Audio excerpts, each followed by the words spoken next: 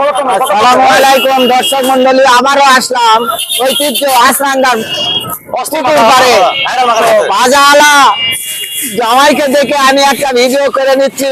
বাজাওয়ালা কিছু বলবে, আপনারা শোনেন। দর্শক আসসালামু আলাইকুম, হিন্দু ভাইদের প্রতি আদাব, অন্য জাতির প্রতি আমার নমস্কার। আশা করি হ্যালো গাইস, আপনারা অনেক ভালো আছেন।